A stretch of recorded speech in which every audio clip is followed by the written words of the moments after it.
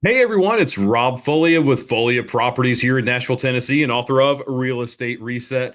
And I'm coming to you today with our second episode of Will It Cashflow. Now, I'm excited about Will It Cashflow because this is an opportunity to help educate those that are interested in real estate investing. I think it's something that we should talk about more as an industry. And maybe the reality is a lot of agents don't understand real estate investing. It is what it is if that's the case. I do. I own multiple rentals. They all cash flow, knock on wood at least. They've been great investments for me and my family, and I want to share some of my experiences and my knowledge with you.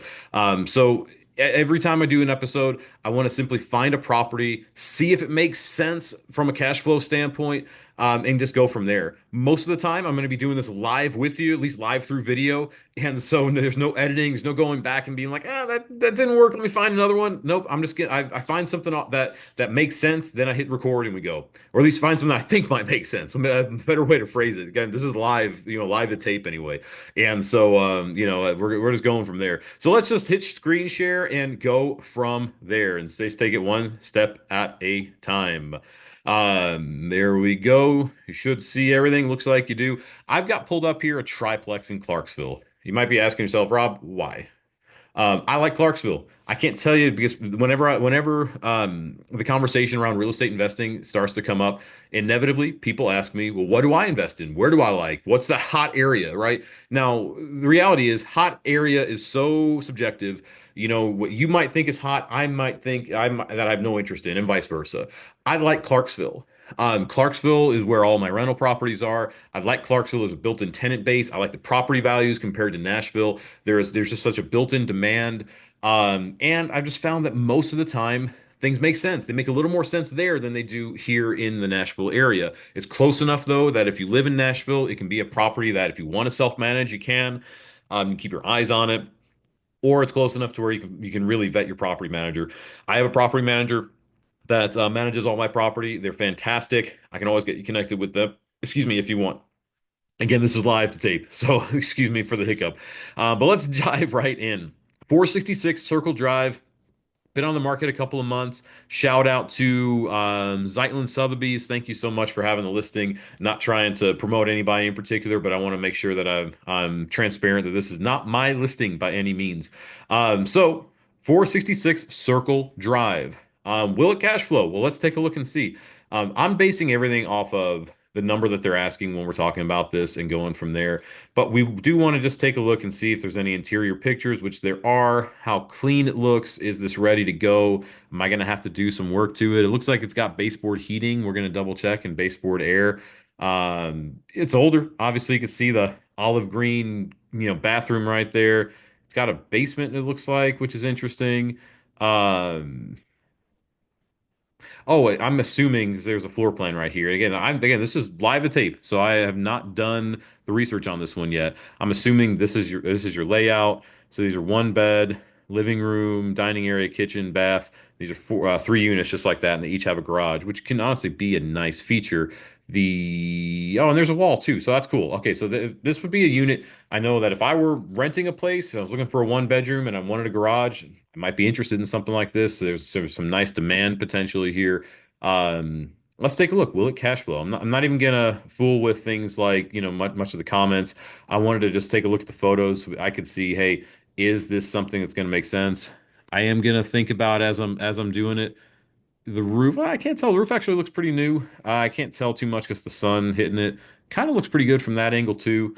Obviously, we would do so much more of an in-depth analysis and of condition than just doing it through photos. This is kind of like of does it meet the threshold to start checking out? So they're asking 300, 299.9. First, let's double check market rent. Market rent, they say 800 to 950 per unit. One bedroom, that seems a bit steep to me. So let's look at one of my favorite websites to go on, rentometer.com.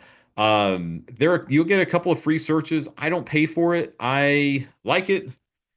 Whenever it tells me I've hit the threshold, I go away and go to wait a few days, and eventually it comes back. But I want to look at just plugging in the units.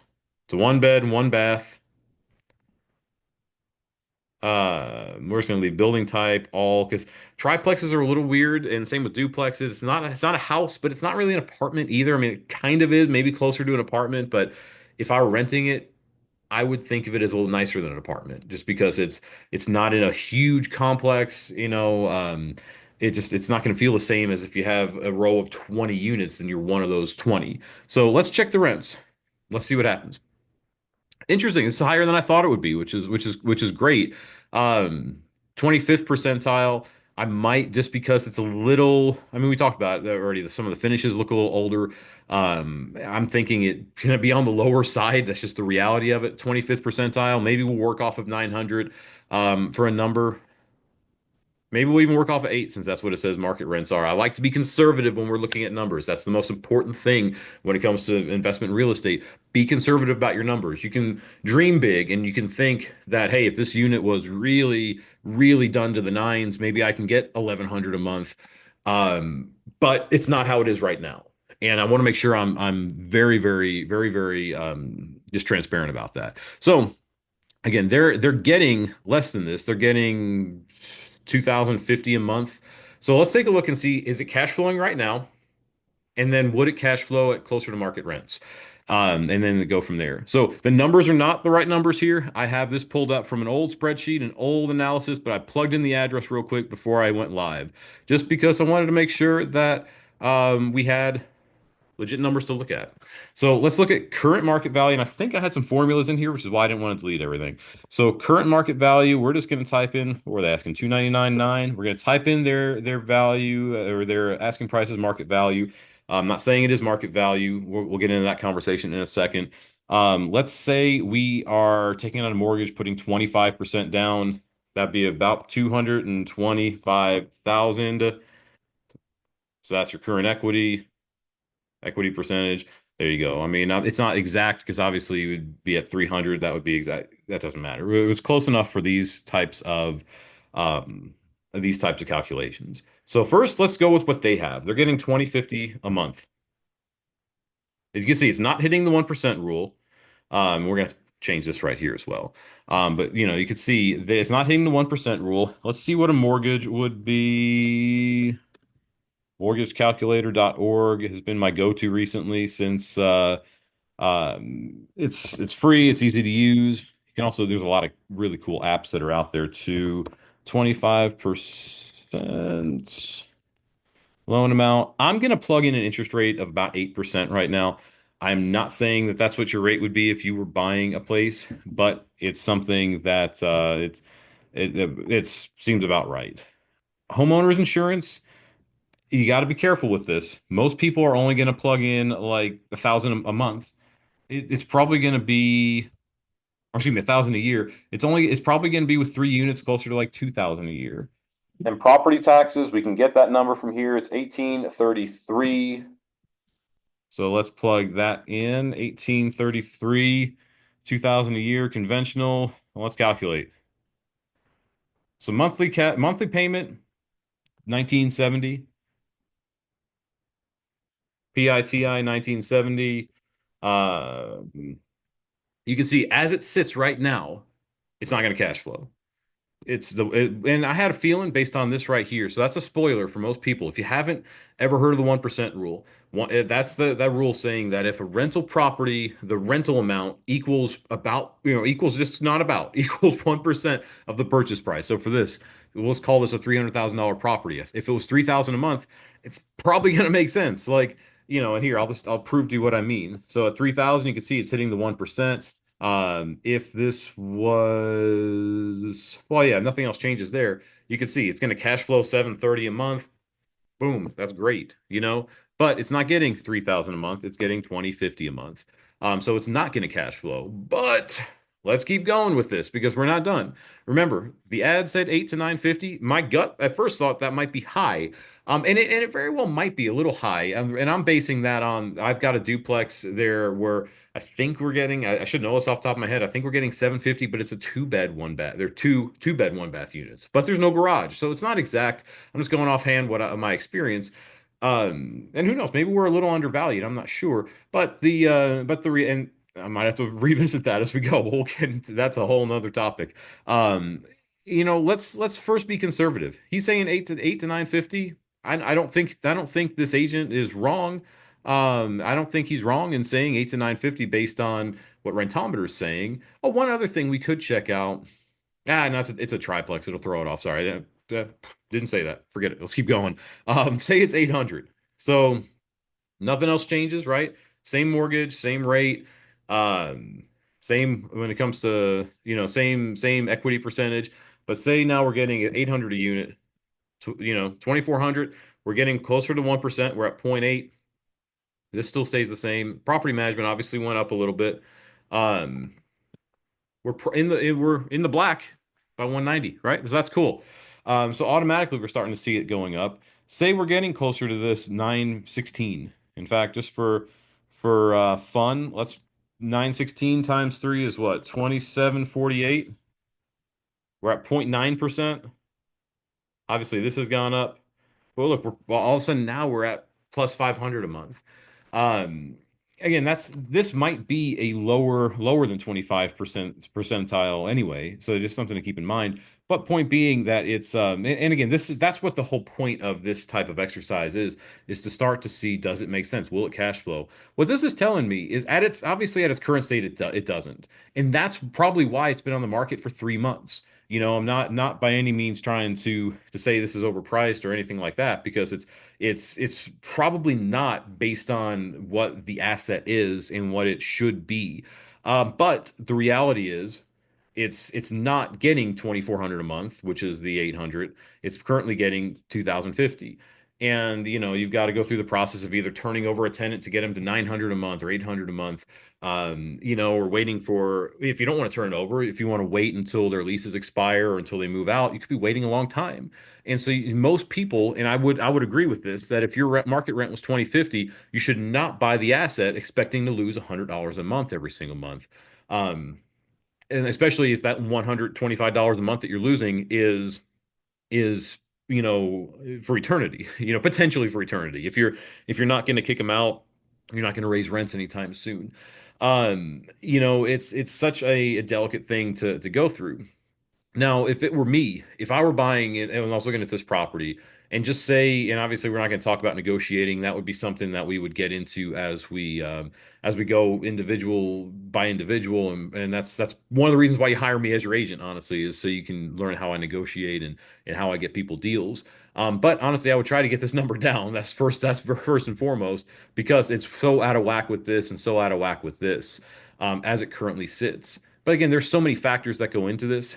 If this says these are all monthly, you know um how long are they going to stay there, etc., like that, those are conversations you can have to find out more.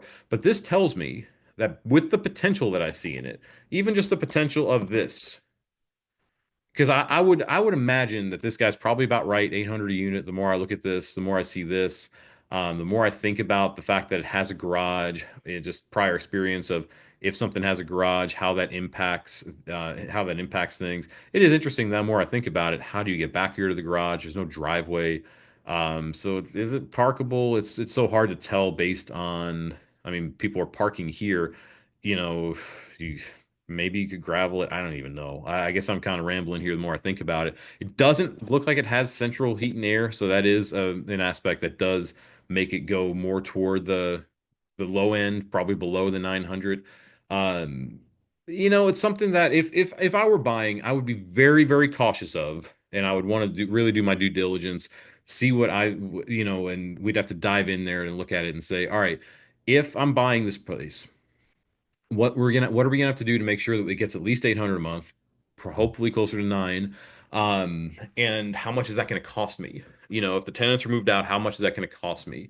If it's minimal, then it might really make a lot of sense.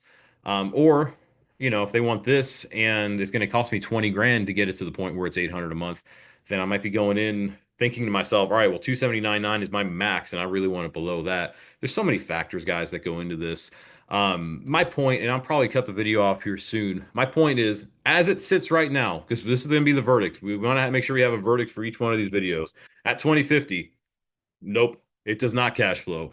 At market rents, their supposed market rents, it does, obviously, right? at rentometers rents of roughly 900 a month, 27, it's starting to really begin to make sense. Plus 500 every single month.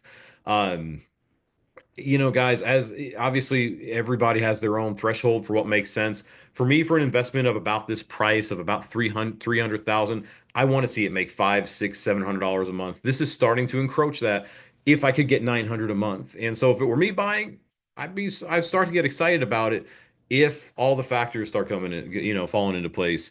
If y'all are curious about this particular home, you know, obviously I'm going to publish this video, same day basically that I do it. So it should still be available.